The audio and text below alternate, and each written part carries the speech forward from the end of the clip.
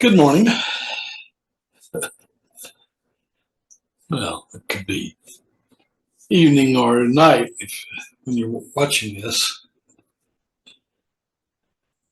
We make a lot of assumptions in doing these videos, and I'm no exception to that.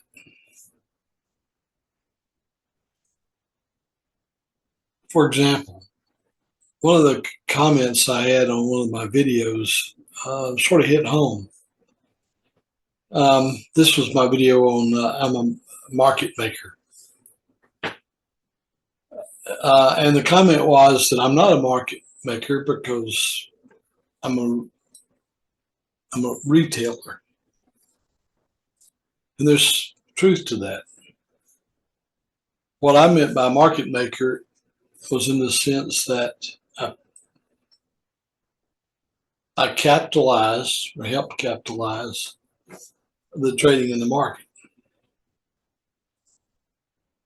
So I know that's sort of inverse logic. The retailer makes the market. But in a sense, they do, really.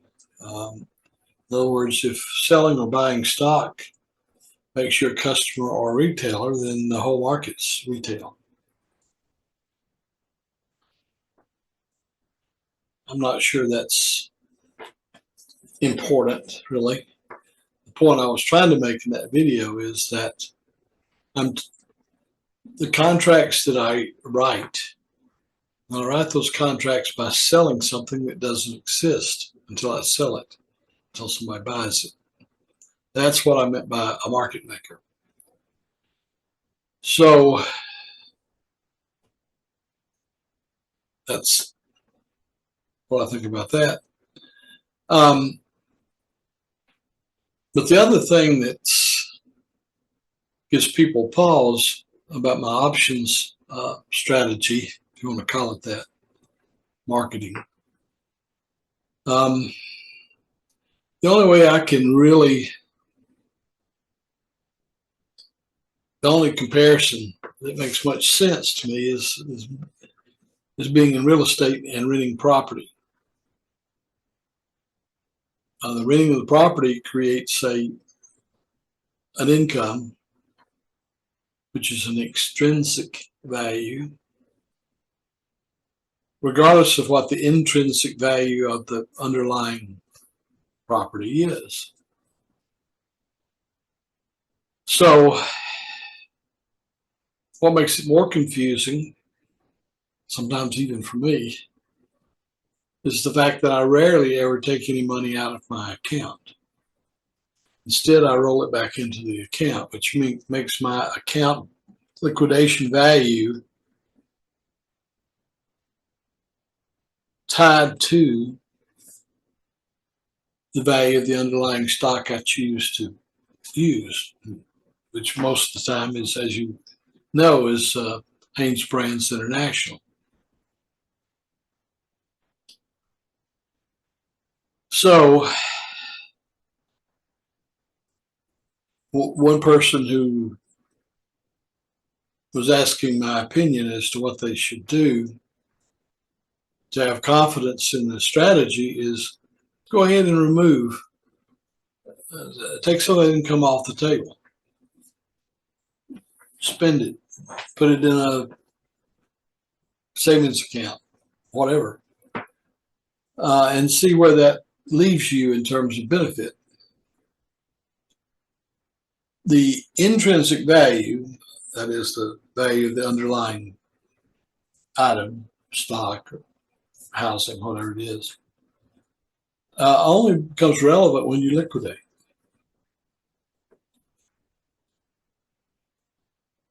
Now, this year has been not my best year by any stretch of imagination. The market's gone down. We went through a correction there for a while. And the underlying stock that I have selected, HBI, really took a nosedive when they discontinued their dividends. It's not a glamorous company, nor should it be. They're making a basic commodity. The company, in my opinion, the management's made some bad decisions, primarily in terms of not focusing on their core business. I did a programming contract for clothing manufacturing. Oh, this has been 20, 30 years ago. And when I was in there for my interview to try to win the business, to design the software they were seeking, the owner of that business made a point very adamantly. It's always stuck with me. He said, in clothing manufacturing, and I think this is true for most manufacturing businesses, it's a pennies business, not a dollars business. His argument was if you take care of the pennies, the dollars will take care of themselves. And I think possibly, and this is totally my opinion based on too few facts about the company, I'm basing it more on the outcome as opposed as to their methodology. Although I'm questioning their methodology, they've not focused on the core business. Unfortunately, with corporations in the worldwide, I guess, but certainly in the United States,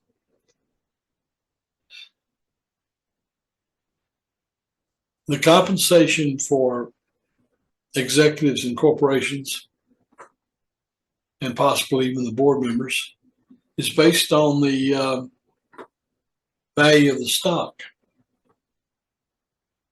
And in terms of a price to earnings ratio of a stock that's growing, or a company that's growing, is valued higher than one that just stays the course and just turns in a steady profit year after year after year after year.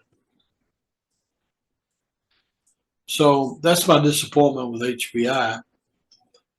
And getting back to the point of the market maker, I guess the market maker would be the clearinghouse that particularly in the options business, that sets certain parameters like what the strike prices are, the range, the increments.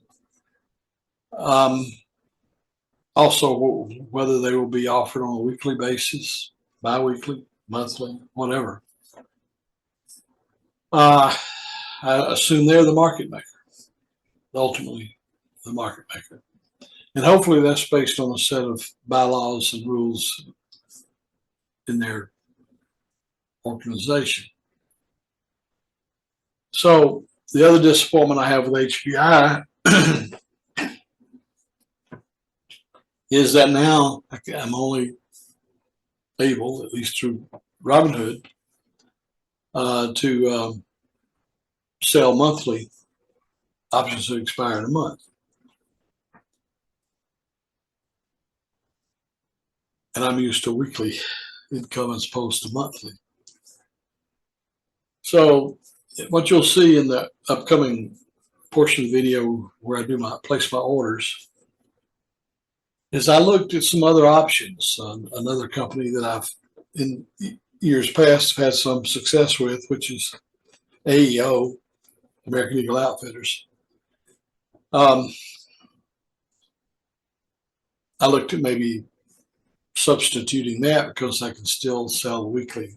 As you'll see from the upcoming video, I researched selling options, put options for AEO, and looking at the revenue that would be produced weekly. And as it turns out, assuming either way, either the HBI or the AEOs is bought at premium I'm asking, on a weekly basis, it works out about the same. Mainly because I can sell a lot more contracts of HBI at $4 than I can of AEO at 1950. So this gets back to the whole thing is of, I'm in it for the income. And while I'm not real pleased with either of these options that I have, nevertheless, they're producing some income. Another thing that I'll point out on that portion of the video is that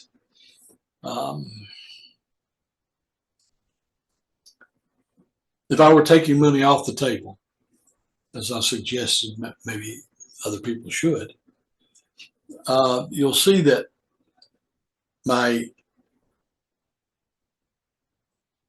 withdrawable cash, that is the amount in excess of what I need to cover the contracts I'm trying to sell, it's what, $1,900, I think, thereabouts.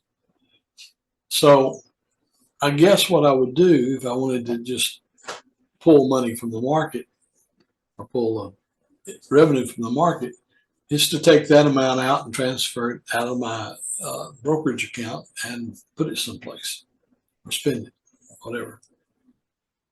So my methodology here is not to get rich quick. If you're going to do that, speculate, do some day trading. You'll either get rich quick or go to the poorhouse quick, but it'll be quick. This year, I'm going to be lucky to get a 10% yield on using generally accepted accounting practices, or GAAP.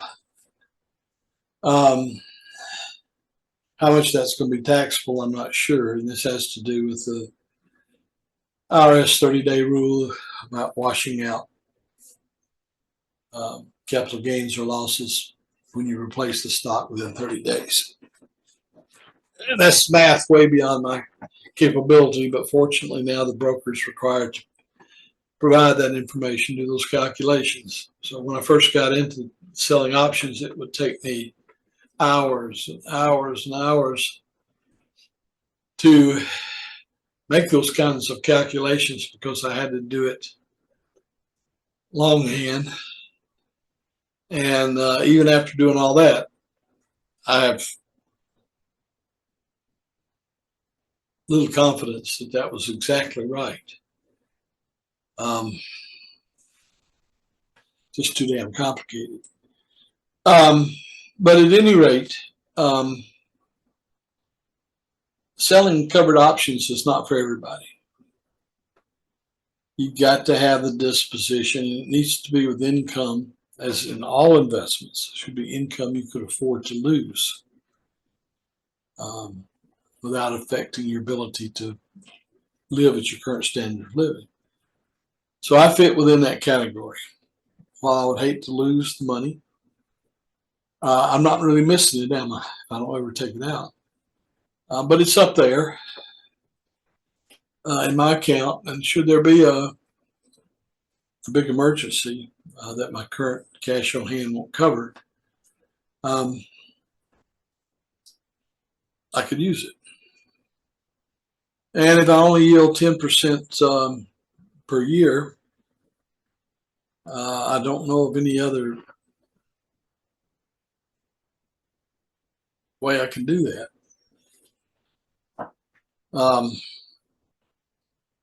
With as little risk as I have. In other words, my account liquidation value just follows the market. It's going to go up and down, just like your 401k or whatever. So, that in point of fact, I have from time to time withdrawn money from the account. But when I do, it's big money. For example, my account value got up to I don't know, about $22,000 at that current market point. And I withdrew $10,000 to make a real estate investment.